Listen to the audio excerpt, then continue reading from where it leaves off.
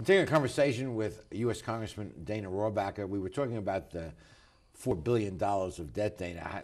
What do we do? How do we get out of this mess? Because everyone knows instinctively that there comes a tipping point where they just stop buying our paper and the whole thing collapses. And what collapse means, people have to understand, that means their dollars become worthless. All of the savings is worthless. Total chaos in our economy because the dollar doesn't mean anything anymore. So the meltdown might have been just a dry run for something even worse. By how we handled the supposed meltdown, I think the meltdown was a scare tactic in order to enrich very powerful financial You voted interests. against the every bank one of bailout. them. Every one of them. Yeah. And those banks that were in trouble should have been labeled. They should have let them go bankrupt, and they should have protected the depositor, not the bank. And instead, these guys are giving themselves loads of money. Well, what do we have to do?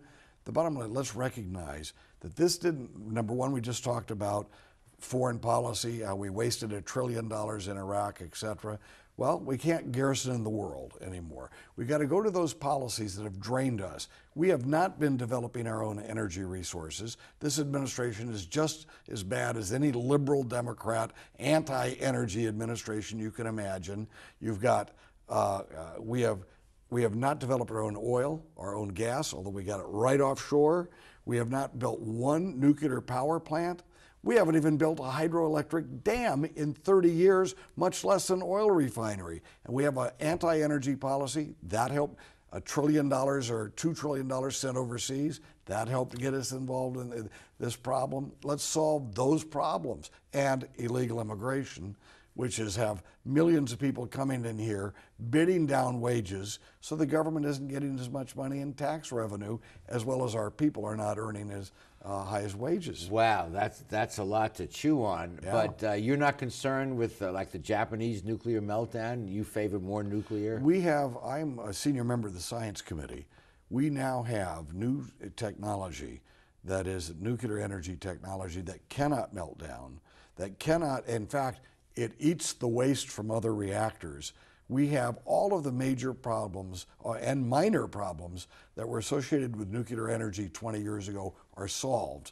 All we need to do is move forward. These small modular reactors are cheap, they're very safe, and again, there's none of this leftover waste to deal with. And you mentioned drilling for oil.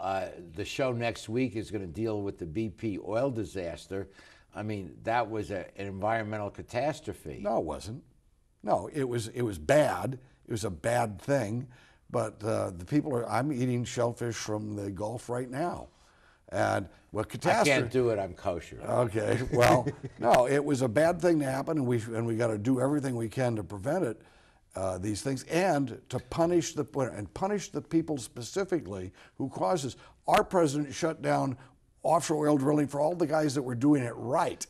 Yeah. All of it, and then, you don't do that. You punish the company that did it wrong. But that regulatory agency was a toothless tiger. They've disbanded it since. Well, they weren't doing their job, and they should have been doing their job. But we can have offshore oil wells that are safe. But broad, just macro view, we can't drill ourselves out of this problem. We still are going to be reliant on Middle Eastern oil. No, we can drill ourselves out of this problem, and we can build nuclear power plants, coupled with nuclear power plants, coupled with hydroelectric dams, coupled with solar and some of the new technologies, what they call reusables. You couple all of that together, we should never have been in this crisis. There's a lot of interest in California in solar and renewable, and we could become a cutting edge. It could be a very profitable business for California. That's when, yeah. For example, I'm working with an inventor right now who's developed a cover for the aqueduct that would be all solar, that would then prevent evaporation out of our aqueduct, and at the same time would create enough electricity to pay for all of the pumping that is done to get the water down to us. There you go. And I'm working with him on that. And there's a lot of scientific answers to these problems, but they are not out of reach. We should have never have been in the pickle that we got in, but we had an anti-energy policy for 30 years in this country. Under many presidents of both parties? I will tell you, under both parties share some of the blame, but the Republicans who share the blame are guys who are gutless to come up against the radical environmental movement, which is a left-wing Democratic alliance, and Republicans, presidents have been frightened, or not as presidents, but members of Congress have been frightened to go up against them. Okay. And put our country in jeopardy because we had no guts to say it makes no sense not to develop our own oil reserves. Okay, we'll be back. You don't want to miss the rest of this discussion.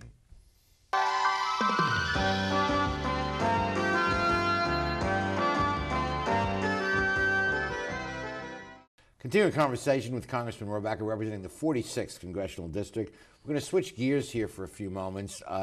Congressman, you go each year, as do I, to that very moving Memorial Day service at Green Hills Memorial Park in Rancho Palos Verdes. Actually, that's the first one I go to. I go to 4 different Memorial Day services that day. I'm sort of on the run, but I always try to go to that one as well. Well, it's an incredibly beautiful service. It's a moving service, a tribute to our veterans, and you speak so passionately each year. Here's a photograph of you speaking this most recent Memorial Day.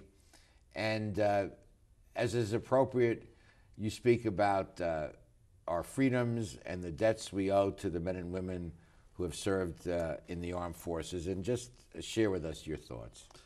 Well, I think that's an important part of my job, is to express the gratitude of the people I represent, who have elected me to represent them, to those people that they owe a debt of gratitude to. And who else do we owe more to than those people who have defeated those evil forces in the world? And listen, this wonderful world that we live didn't just happen. It's not something that's natural for humankind to develop a wonderful life like we have. Nazism, Japanese militarism, communism all threatened us in the past and were thwarted. Their evil intent on us were thwarted by human beings who stepped up with courage and stood in the way and stopped those forces. Just like today, we have the evil force of radical Islam, and we've got, perhaps a rising China threat as well. If we are going to be safe, if we're going to be prosperous, it's going to be because of our courage.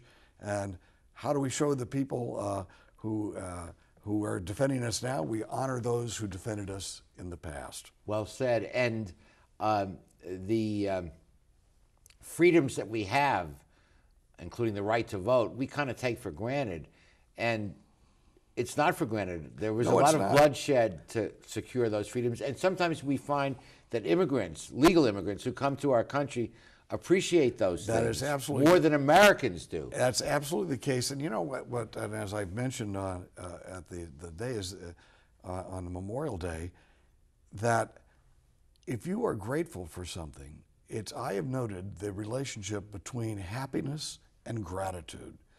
And if you are, I think that if we are more grateful for those gifts that we've got, that were paid for by our military and by the strength and courage of our armed forces, as well as the wisdom of our founding fathers, if we are more grateful for that, I think we'd be a happier people. Those of us who are grateful are happy. And as you say, those immigrants who come here and don't take it at all for granted, they actually have a level of happiness in being with us that is demonstrable. It's amazing, because I've been teaching that for 20 years to my students, that the secret of happiness is gratitude. Right. A deep and abiding sense of gratitude for all of our blessings, no matter how much we have or how little. And I know, as I'm sure you do, rich people who are miserable, right, if money does not buy it, and people of very modest means who seem to be quite content.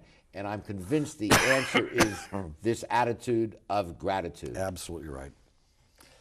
And you actually link that to the founding fathers, that pursuit of happiness is in our founding documents. Well, let's face it, Thomas Jefferson in the Declaration of Independence wrote about rights being given from God. And so we're grateful, however we worship God, we're grateful for that. But he didn't put in there, which people wanted him to, life, liberty, and property. He put in life, liberty, and the pursuit of happiness, which shows such wisdom, because you're indicating that happiness doesn't come just from property. Amen to that. We were very fortunate that at a critical time in our nation's history, we had a lot of very, very bright men, and they were virtually all men at that time, that put these documents together and, of course, fought the Revolutionary War and won it. we've been lucky that we've had men and women ever since then who've kept faith with those original founding fathers. And some of us believe that God looks after the United States of America.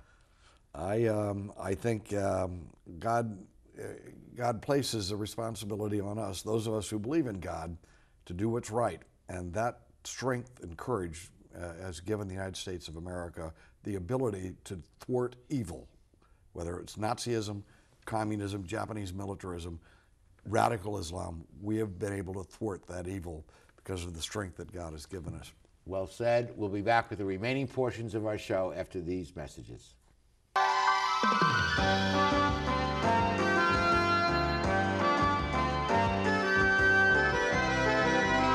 Welcome to McKenna's on the Bay, where fine dining is complemented with a breathtaking view.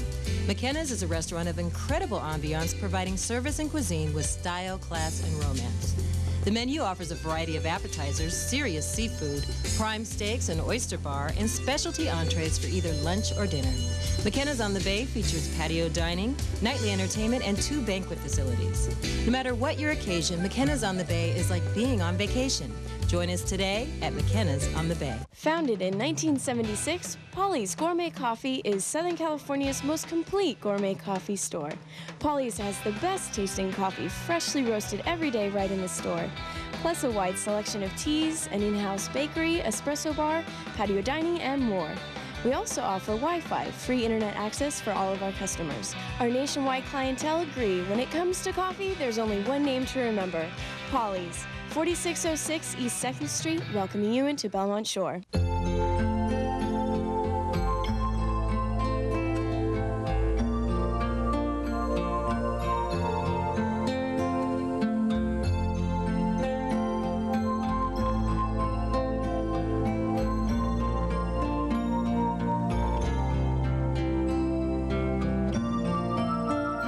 Take care of those who are closest to you, from our family to yours. McCarty's Jewelry, since 1932.